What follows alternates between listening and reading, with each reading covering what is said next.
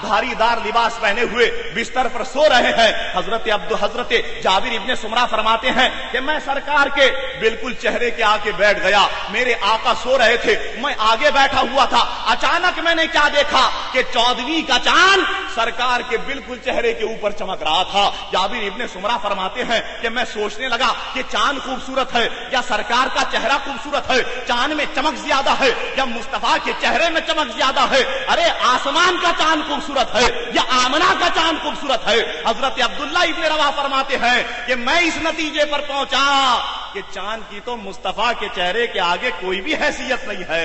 अरे चांद से तशबीह देना ये भी कोई इंसाफ है? चांद के चेहरे पे दाग है, मुस्तफा का चेहरा साफ है। दोस्तों, अल्लाहु अकबर, या रसूल अल्लाह सल्लल्लाहु ताला अलैहि वसल्लम, बात अगर हुस्न की चली है, आइए जनाब रसूल करीम अलैहिस्सलातु वस्सलाम दीन का काम शुरू करते हैं। इस्लाम मुसलमानों की तादाद जब बढ़ती चली गई, उस वक्त के नदवियों को बड़ी तकलीफ हुई। वो ये क्या हो रहा, दीन फैलता जा रहा, लोग जो है मुस्तफा के दामन से वाबस्ता होते जा रहे हैं, क्या किया जाए? आइए जनाब, अबू जहल और अबू लहब की मीटिंग होती है। अबू लहब कहने लगा कि ऐसा करो, सरकार को हम कत्ल करवा देते हैं। अबू जहल कहने लगा नहीं, अगर हमने खुद कत्ल कराया ये तो दो बिरादरियों में आपस में खानदान में लड़ाई छिड़ जाएगी। ऐसा करो, कोई तीसरा आदमी लेके आओ जो जिंदगी में कभी मक्के ना आया हो, ना हुजूर ने उसे देखा हो, ना उसने हुजूर को देखा हो। चुनाचे अबू जहल कहने लगा कि हाँ, मेरा एक दोस्त है हबीब जो यमन में रहता है, जब से पैदा हुआ कभी जिंदगी में मक्के नहीं आया, आओ उसे बुलाते हैं। चुनाचे उसके नाम खत लिखा गया। हबीब यमनी दोस्ती की खातिर मक्के से यमन से रवाना हुआ, मक्के पहुंचा। लीजिए जनाब, दोनों उसका हाथ पकड़ के बनगार में ले आए। हबीब कहने लगा तुमने मुझे किस लिए बुलाया? मैं तो जिंदगी में कभी मक्के नहीं आया, जब से पैदा हुआ कभी मक्के नहीं आया, तुमने मुझे क्यों बुलाया? चुनाचे अबू जहल कहने लगा हबीब, हमने तुझे इसलिए बुलाया है, तू जिंदगी में कभी मक्के नहीं आया। हमारा एक भतीजा मोहम्मद इब्ने अब्दुल्ला सल्लल्लाहु ताला अलैहि वसल्लम, जिसने दावे नबुवत किया है, हमारे खुदाओं को झूठा कहता है, अपने खुदा को सच्चा कहता है, बस माज़अल्लाह उसे रास्ते से हटाना है, उन्हें कत्ल करना है। हबीब कहने लगा ठीक है, छुरा हाथ में दे दो, बस दूर से बता देना, मैं काम तमाम करके आ जाऊंगा। चुनाचे हबीब यमनी जब छुरा लेके गार से बाहर निकला तो अबू जहल उससे कहने लगा कि हबीब, तुम मुस्तफा को कत्ल करने तो जा रहे हो, लेकिन एक बात जहन में रखना। अबू जहल से अब हबीब यमनी कहने लगा वो क्या बात है?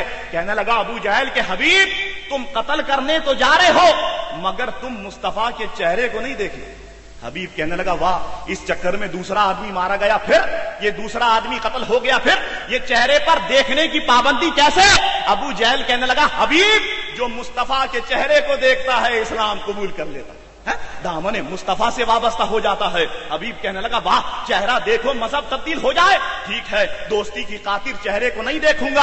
अब इतने में क्या किया, अबू लहब ने रुई के दो हिस्से बनाए, दो गोलियां बनाई हबीब यमनी के कान में रखने वाले। हबीब यमनी ने दोनों हाथों को पकड़ा, कहने लगा अबू लहब ये क्या कर रहा? तो अबू लहब कहने लगा हबीब, तुम मुस्तफा की आवाज को भी नहीं सुनना, जो मुस्तफा की आवाज सुनता है वो भी इस्लाम को कबूल कर लेता। हबीब कहने लगा वाह, चेहरा देखो मजहब तब्दील हो जाए, आवाज को सुनो मजहब तब्दील हो जाए। ठीक है, दोस्ती में ये काम कर दूंगा। चुनाचे हबीब यमनी छुरा बगल में दबाए हुए या छुरा आस्तीन में छुपाए हुए अब काबे के पास आता है। मेरे और आपके आका व मौला जनाब मोहम्मदुर रसूलुल्लाह सल्लल्लाहु ताला अलैहि वसल्लम सफेद लिबास पहना हुआ है, कंधे पे काली चादर है, अमामा बांधे हुए हैं और काबे का तवाफ कर रहे हैं। अबू जहल उससे कहने लगा हबीब, वो देखो, वो जो काली चादर ओढ़े हुए काबे का तवाफ कर रहे हैं, बस उन्हें कत्ल करना। हबीब कहने लगा ठीक है, दोस्ती में ये काम करके आऊंगा।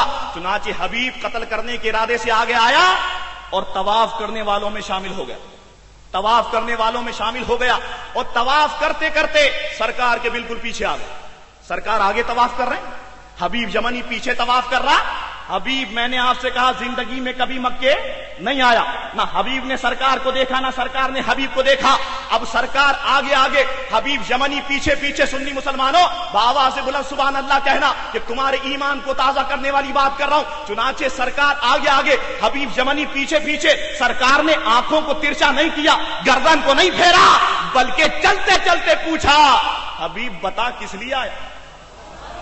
حبیب بڑا پریشان ہے، اف ہو یہ کیسا شخص ہے، کیا اس کے پیچھے آنکھیں موجود ہیں؟ اور باقی مصطفیٰ علیہ الصلوۃ والسلام کے پشت کے پیچھے آنکھیں موجود. سرکار ارشاد فرماتے ہیں تم کیا سمجھتے ہو میں صرف آگے سے دیکھتا ہوں؟ ارے نہیں، جس طریقے سے آگے سے دیکھتا ہوں اسی طریقے سے پیٹھ کے پیچھے بھی دیکھتا ہوں. چنانچہ محترم حضرات، حضور علیہ الصلوۃ والسلام آگے آگے، حبیب یمنی پیچھے پیچھے. سرکار نے پوچھا حبیب کس لیے آیا؟ کہنے لگا محمد صلی اللہ تعالی علیہ وسلم طواف کرنے آیا تھا. پھر کہیے گا بآواز بلند.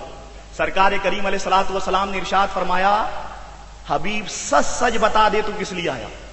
کہنے لگے واقعی محمد طواف کرنے آیا تھا. سرکار نے ارشاد فرمایا حبیب کیا ابو جہل اور ابو لہب نے تجھے خط لکھ کے نہیں بلایا؟ کہنے لگا محمد کوئی میری دوستی تھوڑی، کوئی رشتہ داری تھوڑی مجھے خط لکھ کے بلائے، میں انہیں جانتا نہیں. سرکار نے ارشاد فرمایا حبیب اچھا یہ بتا کیا ابھی ابھی تو ان سے غار میں مل کے نہیں آ رہا؟ کہنے لگا محمد میری دوستی نہیں، میں جانتا نہیں، میں غار میں ملنے کا کیسے سوال؟ سرکار کریم علیہ السلام نے ارشاد فرمایا حبیب، ابھی بھی چہرہ نہیں موڑا سرکار نے ارشاد فرمایا حبیب یہ جو تیری آستین میں یا بغل میں خنجر چھپا ہے کیا یہ ان دونوں نے مجھے قتل کرنے کے لیے نہیں دیا؟ بس دوستوں یہ کہنا تھا کہ وہ خنجر زمین پہ گر گیا. اب سرکار نے اپنا چہرہ جب حبیب کی طرف کیا اور حبیب نے جب مصطفیٰ کے چہرے کو دیکھا قدموں میں گر گیا، بلند آواز سے کہتا ہے لا الہ الا اللہ محمد الرسول اللہ صلی اللہ تعالی علیہ وسلم. حبیب یمنی نے اسلام کو قبول کیا، زارو قطار رو رہے ہیں، قدموں میں گرے ہوئے ہیں. سرکار نے اپنے دونوں ہاتھ سے پکڑ کے حبیب کو کھڑا کیا. سرکار نے ارشاد فرمایا حبیب اب مصطفیٰ کا علم دیکھو. بنوری ٹان کے ممبر پر بیٹھ کے خبیث مولویوں بولنے والے کہ مصطفیٰ کو علم غیب نہیں، آؤ مصطفیٰ کا علم غیب دیکھو. سرکار کریم علیہ السلام نے دونوں ہاتھوں سے پکڑ کے حبیب کو کھڑا کیا. سرکار نے ارشاد فرمایا حبیب ابھی ابھی اٹھایا ہے، کھڑا کیا. سرکار ارشاد فرماتے حبیب ابھی ابھی تیرے دل میں ایک بات پیدا ہوئی ہے، تو بتائے گا یا میں بتا دوں؟ سنی مسلمانوں اپنے باپ کی تعریف نہیں کر رہا، حضور علیہ الصلوۃ والسلام کی تعریف کر رہا ہوں. سبحان اللہ کو اپنا ورد بنا لو، بدھو بن کے مت بیٹھو. محترم حضرات، حضور کریم علیہ الصلوۃ والسلام نے ارشاد فرمایا حبیب تو بتائے گا یا میں بتاؤں؟ کہتے ہیں یا رسول اللہ آپ بتا دیجئے. ایک نقطے کی طرف توجہ. حبیب یمنی جب سرکار کے پیچھے آیا، سرکار نے پوچھا حبیب کس لیے آیا؟ کہنے لگے محمد طواف کرنے آیا تھا. سرکار نے ارشاد فرمایا کہ ابو جہل اور ابو لہب نے تجھے خط لکھ کے نہیں بلایا؟ کہنے لگا محمد میں ان کو جانتا نہیں. سرکار نے ارشاد فرمایا کیا تو ان سے غار میں مل کے نہیں آ رہا؟ کہنے لگے محمد میری کوئی دوستی نہیں ہے. اور جب حبیب نے اسلام کو قبول کیا، سرکار کریم علیہ السلام نے اٹھایا، ارشاد فرمایا حبیب تیرے دل میں ایک بات پیدا ہوئی، تو بتائے گا یا میں بتاؤں؟ کہتے ہیں یا رسول اللہ آپ بتائیے. حبیب یمنی جب تک اسلام سے باہر ہے محمد محمد محمد، جیسے ہی اسلام میں داخل ہوئے کہتے ہیں یا رسول اللہ آپ بتائیے. تو معلوم یہ ہوا کہ کوئی کافر یا رسول اللہ کہہ نہیں سکتا، اگر کہہ دے تو پھر کافر رہ نہیں سکتا. اللہ اکبر. یا رسول اللہ صلی اللہ علیہ وسلم پھر کافر رہ نہیں سکتا. سرکار کریم علیہ السلام نے ارشاد فرمایا حبیب تیرے گھر میں ایک چھوٹی سی بچی ہے نا؟ کہنے لگے جی ہاں آقا ہے. بیوی کا تو انتقال ہو گیا، بس وہی اکلوتی لڑکی ہے، مگر آقا اس کے ہاتھ ہیں حرکت نہیں کرتے، ٹانگیں ہیں چل نہیں سکتی، زبان ہے قوت گویائی نہیں ہے، بول نہیں سکتی.